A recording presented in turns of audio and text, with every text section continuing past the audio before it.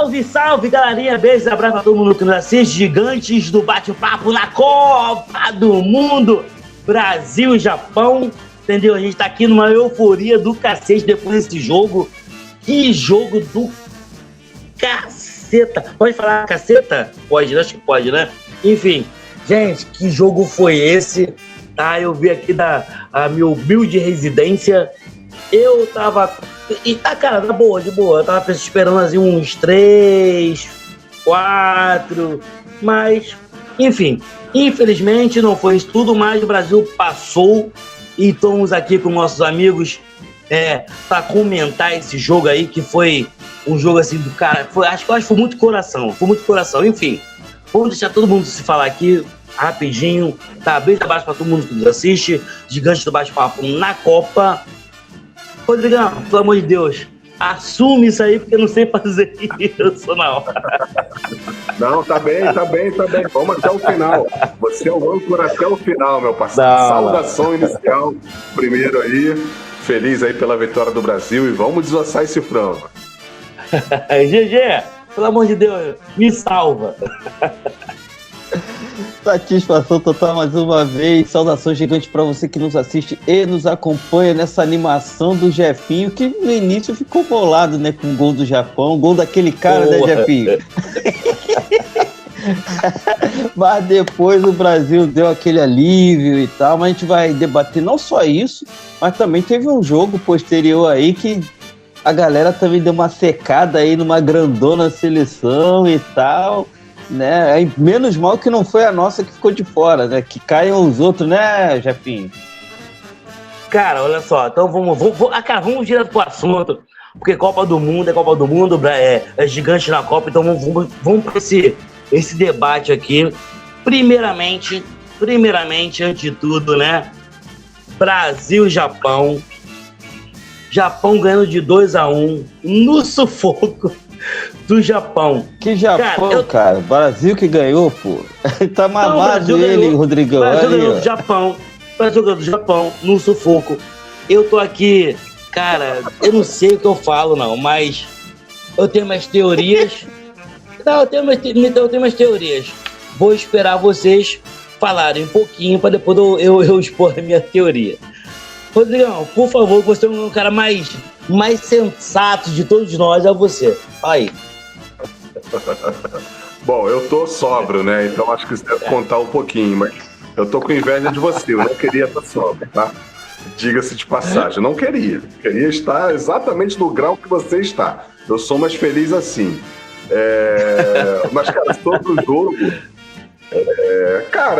eu acho que assim, o Japão já não é mais aquela carne assada, né? Nitidamente melhorou, né? O Japão era um time muito inocente, né? Até meio bobo na marcação, né? Você vê que agora eles já tem um padrãozinho tático legal ali. Se fecharam um gol ali, um gol até bonito, né? Uma falha ali da transição da seleção, mas eles aproveitaram bem. Pô, o cara levou ali, tirou, um gol bonito, um gol de seleção grande, na realidade, né? Então, e depois se fecharam ali, né, cara? Fizeram um jogo muito honesto com o Brasil, né? Eles valorizaram bastante a vitória do Brasil, inclusive.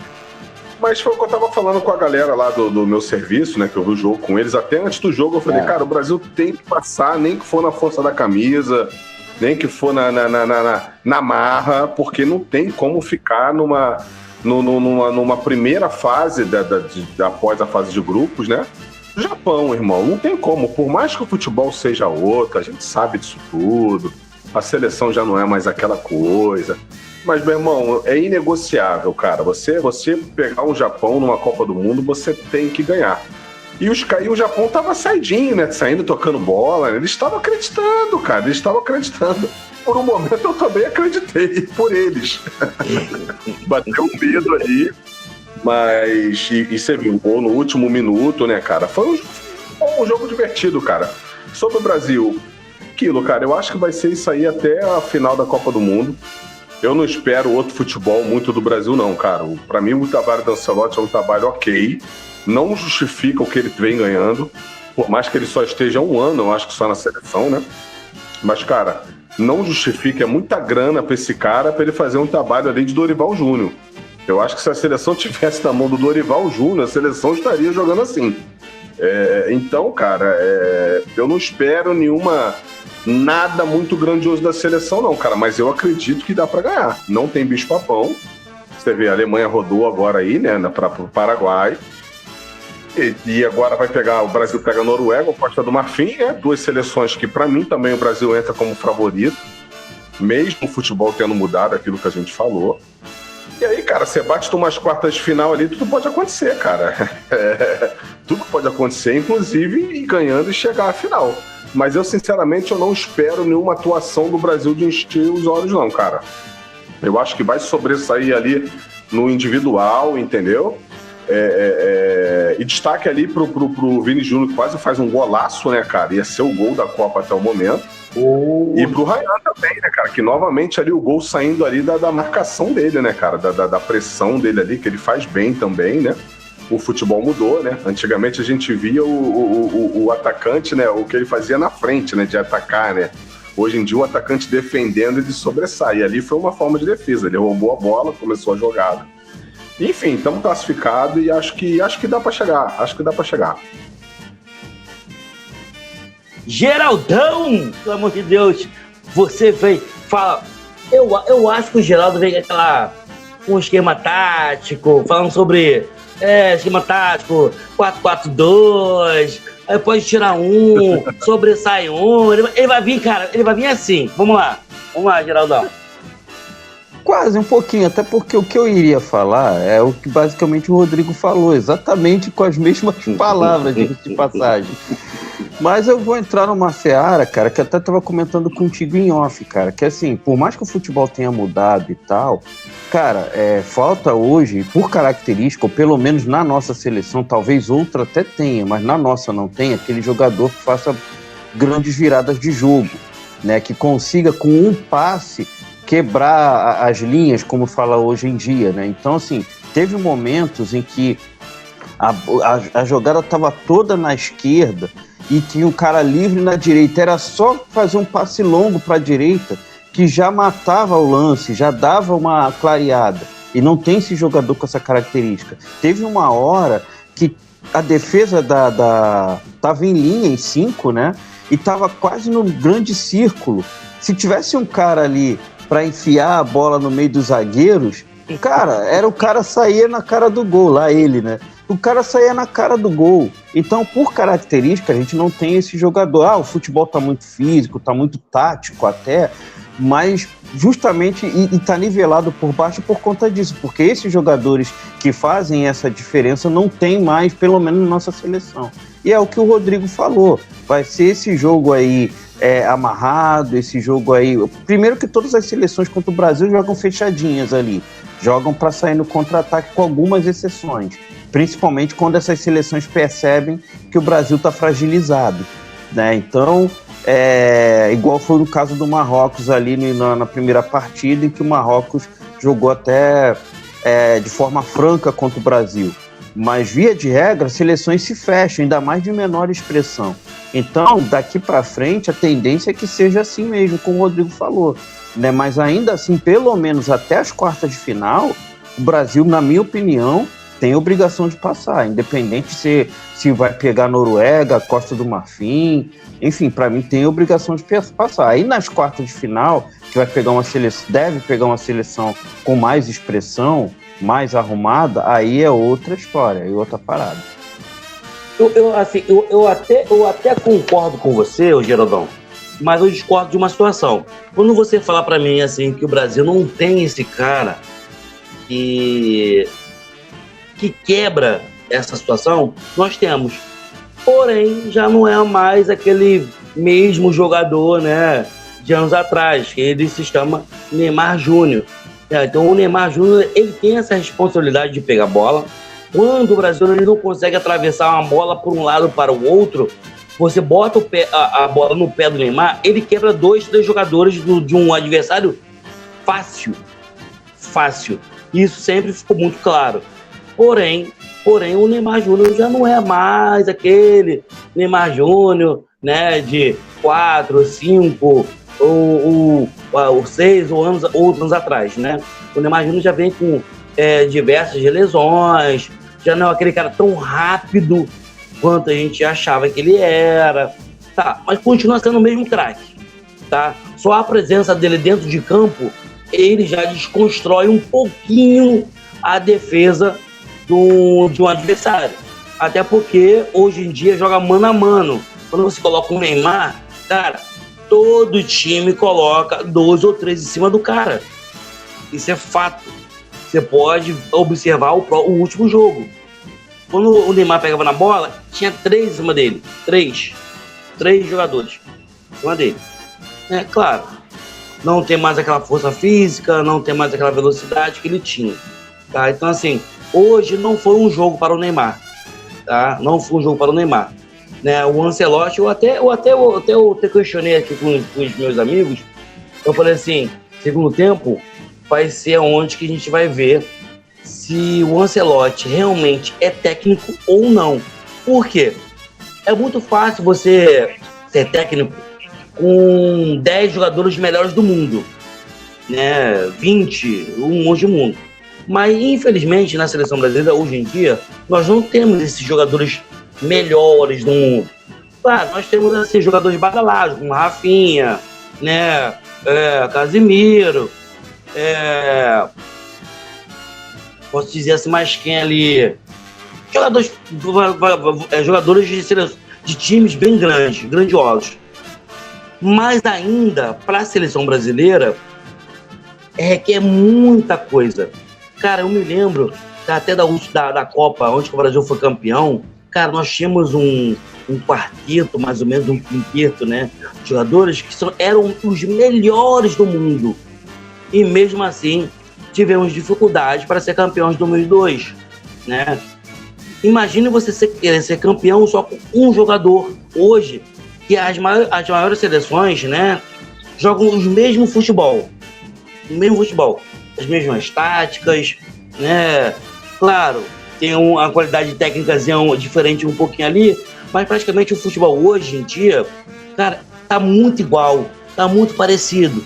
Sobressai, é óbvio, né? A qualidade técnica, de repente um pouquinho de sorte, né? Aquela questão ali. Hoje nós tivemos a Alemanha sendo eliminada para o Paraguai nos pênaltis, né? A Alemanha que no primeiro jogo meteu 7-1 em Curaçao e depois sofreu bastante para poder empatar, né? E depois perdeu para o Equador. Então, eu gostaria assim, que vocês pudessem ver se vocês estão, assim, se eu estou errado ou a minha visão, assim, tá muito diferenciada, realmente é isso mesmo que eu estou falando para vocês. GG? Então, Rodrigão, o que acontece, cara? O meu ponto de vista é um pouquinho diferente, cara, do Jefferson, porque, assim, em relação ao Neymar, ele é um jogador que quebra linhas com drible, e eu tava falando de jogadores que quebram linha com passes longos, tipo um Pirlo da vida, o Juninho Pernambucano, esses jogadores que têm um passe mais longo, assim, diretamente ali do meio campo pro ataque. É claro que, por exemplo, o Vini, ele estava até tentando alguns dribles, mas não estava conseguindo, não estava sendo feliz. E o Ryan, ele estava justamente com medo de arriscar os dribles, justamente por conta que ele não tinha a cobertura do Danilo, porque o Danilo a gente já questiona aqui há vários tempos. Mas, por exemplo, o Douglas Santos, ele é mais efetivo ali na defesa em relação a isso, a apoio, a ataque e a defesa, do que o próprio Danilo. Então, assim, tinha momentos que o Danilo passava, né, e deixava o Ryan ali tendo que ficar na cobertura dele, cara. Então, assim, é uma parada que particularmente eu não curti tanto. Então, isso matou muito o jogo do Ryan, que não tinha liberdade de fazer aquilo que ele costuma fazer do Bournemouth e fazer também no Vasco, entendeu? Mas quando uma seleção grande joga com uma seleção pequena, assim, a tendência é essas seleções jogarem bem fechadas, como foi o caso do Paraguai contra a Alemanha hoje, que, cara, botou ali um ônibus na frente da área, os caras mesmo com jogadores altos, estavam ganhando até todas, mas assim, sempre com aquela disputa de bola, tanto que conseguiram levar o jogo para pênalti. E o Paraguai historicamente, tem uma defesa muito forte. Então vamos ver como é que vão ser os desdobramentos das próximas. GG, você acha que ao longo do jogo ali, assim no segundo tempo, o Ancelotti poderia ter tirado o Ryan e colocado o Luiz Henrique? Cara, assim, pelo primeiro tempo, sim. Pelo primeiro tempo, né, que o Ryan acabou não sendo indo tão bem, né? Mas ele confiou no Ryan justamente por conta desse poder dele de recuperação e de roubadas de bola, que foi mais uma vez o fiel da balança para a vitória de hoje. Verdade. Né, Rodrigão? O que você acha? Concordo, é isso. O Ryan vai ganhando vaga assim, dessa forma. Não espero que ele vai ter essa liberdade como tinha no Vasco, né? Até porque ele é um jogador que ele é bem obediente taticamente, né? E ele ganhou isso com o Diniz, tá? O Diniz, ele moldou o Ryan aí para melhor. O contestado Diniz aí, mas lembrando que o Ryan tava quase que sendo expulso do Vasco lá no Maré, a torcida pegando no pé dele e tal. É bem recente isso. E a partir do Diniz ali, né? Tem até um esporro clássico que o Diniz dá num jogo ao vivo na Globo, que dá um esporrão nele, que depois ficou uma polêmica, dizendo que o Diniz pegou pesado, mas a partir dali, coincidência ou não, virou a chave do Ryan, cara. Ele é um jogador hoje que ele é muito comprometido taticamente. E no futebol moderno, o técnico se amarra, né? Esses técnicos, ainda mais técnico europeu, então assim, é um jogador forte fisicamente. Porra, tem um pulmão absurdo, né? De ir e voltar, né? De produzir na frente, voltar para marcar. Então é um jogador que, galera, esses caras aí já crescem o olho, né? Não à toa aí tá arrebentando lá na Inglaterra e tá fazendo bons jogos no Brasil, né? Na seleção, né? Mas assim, não adianta, cara. Ele não vai ter a liberdade, por exemplo. O Vini ainda tem uma liberdade, né? Fora a liberdade, o Vini ele já tem a confiança de pegar uma bola e ir pra dentro, né?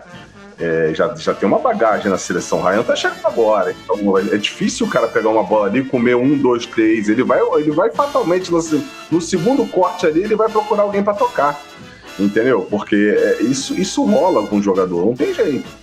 Mas é um cara que tem um futuro promissor e acho que o Ryan não perde mais a vaga, cara. O Ryan ali ganhou a vaga justamente se destacando, como eu estou falando, futebol moderno, né? Sem fazer gol, que da frente ali o Cunha já fez, né?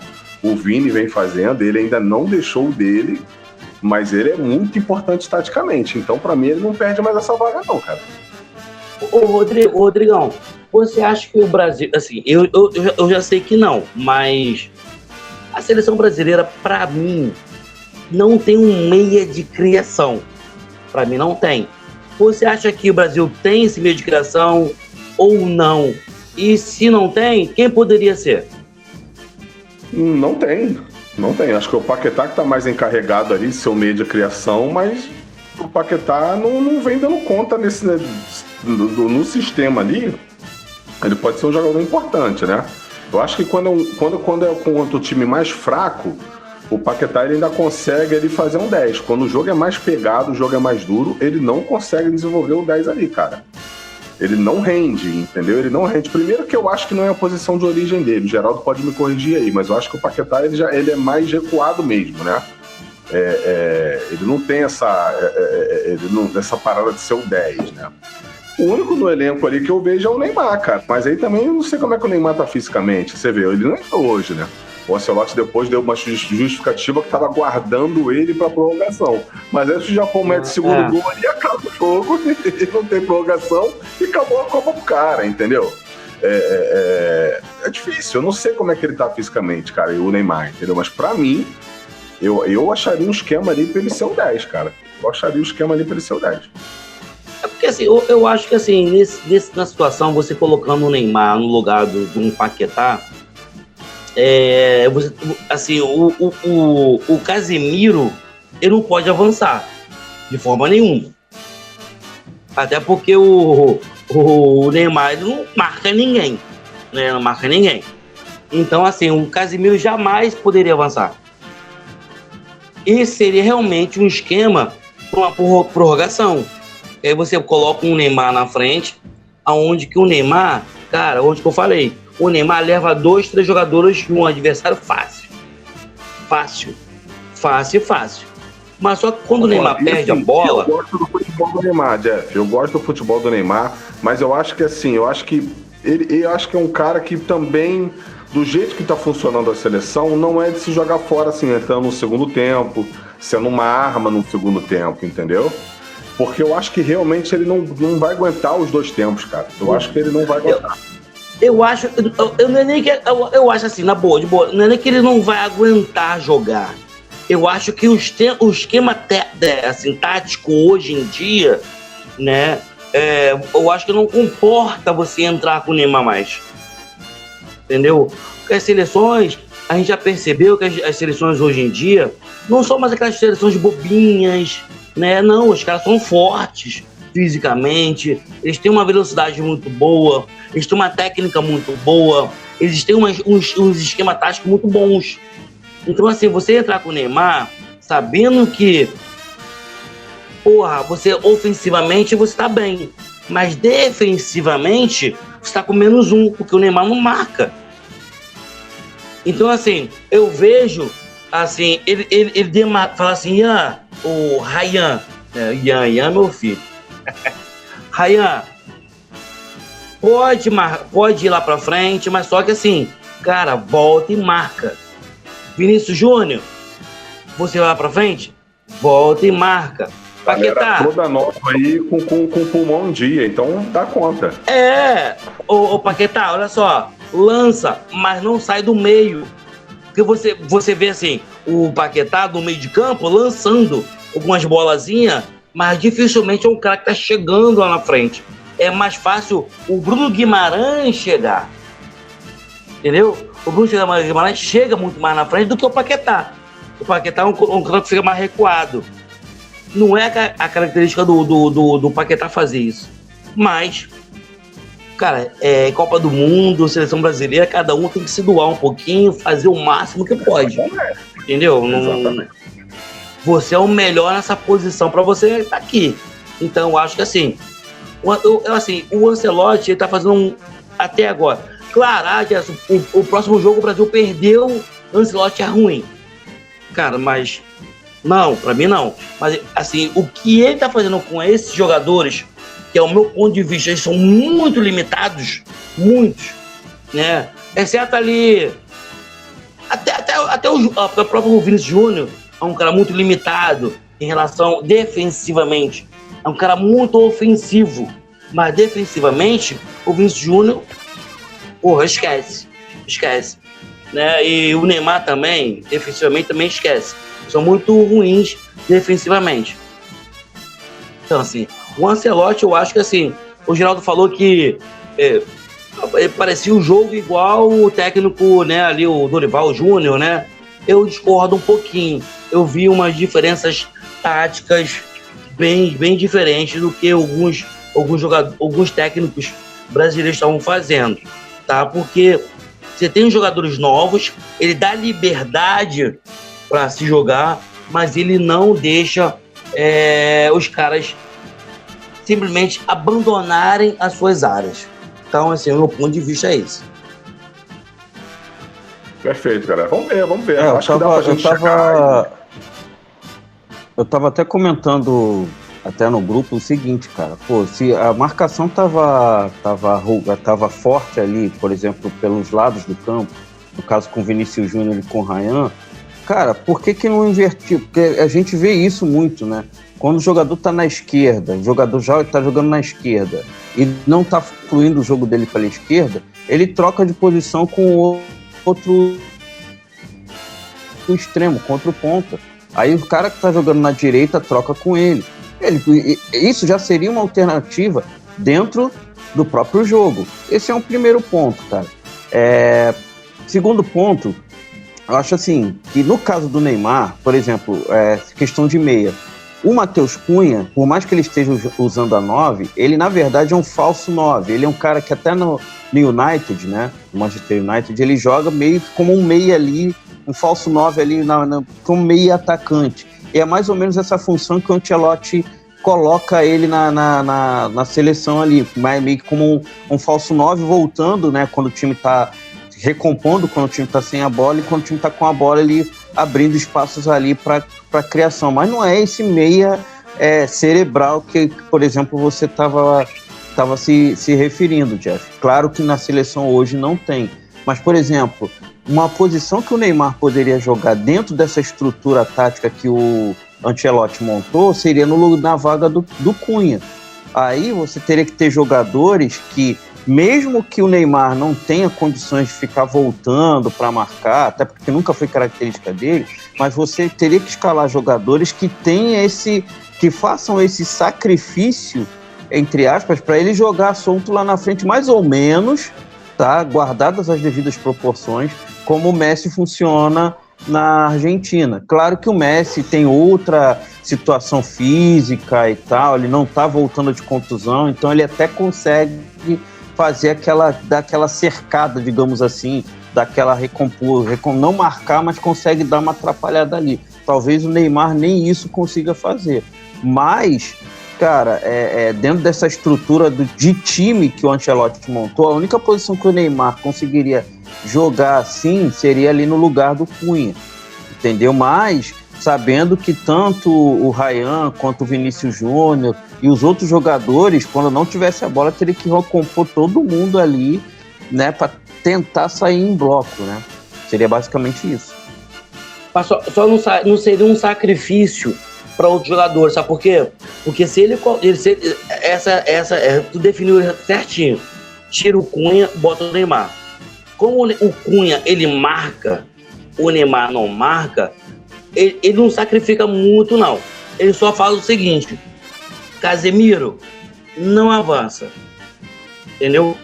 Só o Casemiro não avançar, só isso. Aí eu queria fazer uma pergunta para vocês, assim. Queria fazer uma pergunta antes da gente já estar indo para a reta final do vídeo, mas eu queria fazer uma pergunta para vocês, assim. É claro que a tendência é a gente sempre torcer para a seleção mais fraca, quando tem esses confrontos, tipo Paraguai e Alemanha, como vai ter Cabo Verde e Argentina e tal. Mas, assim, pensando num caminho, o que vocês preferem? Que o Brasil seja, vamos dizer, imaginar dois cenários, tá? Que o Brasil seja campeão ganhando dessas grandes seleções, ganhando desses gigantes mundiais, ou quer que eles caiam todos para que o caminho fique mais facilitado para o Brasil ganhar? Por mim pode cair todos, o Brasil não pegar ninguém e a gente ser hexa. Ponto final. Se pudesse já escolher o resultado antes com a garantia do título, eu queria bater em todo mundo. França, Argentina e tudo mais. Mas como não tem como isso, né? Vou pro caminho mais fácil, que eles saiam antes e o caminho fica mais fácil ali pra gente. É mais ou menos quando o Vasco está competindo. Eu quero que saia mais forte pro Vasco poder fechar. Basicamente é isso. Mas se pudesse escolher já o resultado, claro, eu queria bater na cara da França, da Argentina principalmente e tudo mais. É igual como o Geraldo fala. Como eu vou falar como clubista, eu sou clubista, caramba, tal, meu clube é esse e pronto, final, não quero saber de ninguém. Cara, Brasil campeão, quero saber se é em cima da China, se é do Japão, se é França, Costa do Marfim, tô nem aí, eu quero ser campeão, pô. É que tá campeão, é isso aí. Isso aí. Perfeito. Partiu, galera? Show de bola, perfeito. Galera, foi muito bom conversar com vocês. Vamos lá, vamos desenrolar isso aí. Próximo jogo, cara, se Deus quiser, vai ser domingo, Brasil e Costa do Marfim. Vai ser Brasil e Costa do Marfim. Cada um com a sua saudação final aí. Eu já vou deixar aqui já. Beijo, abraço para todo mundo que assiste, ó. Domingo que vem, churrascão, cerveja liberada e vamos que vamos. Deixa eu dar a minha saudação final aqui, mas dizendo o seguinte: eu quero que seja Brasil e Noruega por um simples motivo: o Brasil nunca ganhou da Noruega, então a gente tem que ganhar desses... Eu ia falar uma outra coisa aqui, mas enfim, tem que ganhar desses caras. E é isso, espero que você tenha curtido esse vídeo, espero que você tenha gostado aí dessa resenha futebolística gigantes na Copa mais uma vez, e a qualquer momento estaremos de volta, mais precisamente aí depois do próximo jogo do Brasil. Não é isso, Rodrigão? Abraço aí pra você, pro Jeff, e vamos que vamos. Meus amigos, foi uma honra fazer esse vídeo com vocês. A qualquer momento, gigante na Copa aí, com a vitória do Brasilzão aí em cima de quem vier. Vamos ganhar quem vier e estamos confiantes. E independentemente da sua religião, ninguém nesse mundo é mais importante do que Deus. Forte abraço e vamos que vamos.